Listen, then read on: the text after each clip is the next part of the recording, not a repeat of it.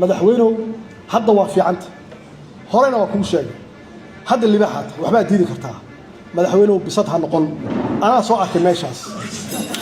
daaraa la dhisay halii daarti waa la dhisay haye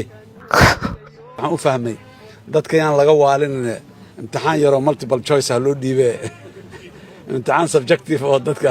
yaan loo dhiibin shabaab ku sugaya ninkii aan dhiiran karinow iska tag lagu eedayn maayo lagu qabsan maayo lagu xagxagan maayo lagu waxayn maayo nin fadhi ma la legdi karaa nin fadhiyo ma la legdi karaa lagu eedayn maayo haddaad sidaada bannaanka joogto adaa wax eedaynayo un eeddaa iska saalan mugta dad badan oo cadow yaa ku sugaya ilaa goormaa khaladka iyo waxa qalloocan annagoo u jeedno aan ka sii waxaysan karnaa mid aan war sideedaba ogaada yaa tolahay nin la haddaad aragtaan dowladnimo waxba kuma laha nin ra'yi waayey aqoon waayey maxaan ku yidhahdaa capacity iyo karti meel uu ku maro waayey waayo horta ninka yaa ii tolahay yidhaahdo war geelii la kala dhacayay ceelkii la isku garbinaya ma joogno dowladnimo casri oo qarnigii 21aad joogtaan rabnaa adduunyada horu martay oo socotay aan rabnaa inaan hiigsanno ka daba tagno la tartanno waxaan rabaa marka ha loo diyaar garoobo shaqadu waa shaqo qurux badan oo adduunya iyo aakhiraba ku wanaagsan laakiin dhib badan wax kastoo wanaagsanna qiimo loo bixiyay leeyihiin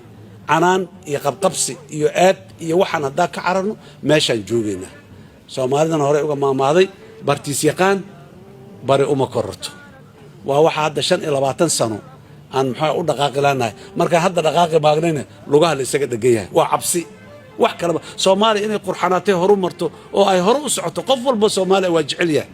ma jecla midaa Soomaaliya hoog la jecel aan leenahay ma jiro laakiin cabsi karti yari dhiiranaan la'aan waxaas waaye waxa maanka ragga qaarkiisna ka qaylisina annagana meeshan waaye dalkan dal fiican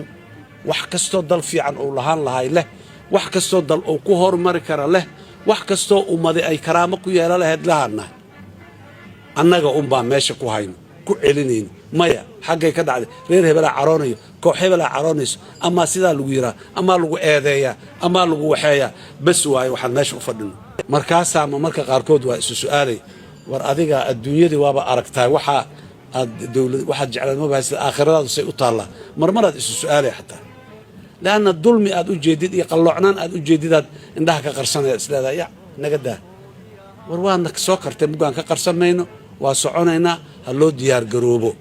dowladnimada laan dheeraya laan gaab male nin walba kartidiisa iyo capacity-giisa iyo aqoontiisa ku meel maraya systemkii uu kula meel mari lahaayna ilaahay idankiis waa keenaynaa daalira marka waxaan rajaynaynaa ilaahay idankiis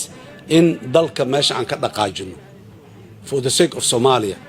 anagoo wax walba u sameynayno waana la xagxaganayaa waana la eedaynayaa waana la caaynayaa maqaar adag oo aan cirbadaha eedu aanay duri karin inaan yeelanaana laga rabaa waana yeelanaynaa ilaahay idankiis aad iyo aad ayaad u mahadsantihiin hambal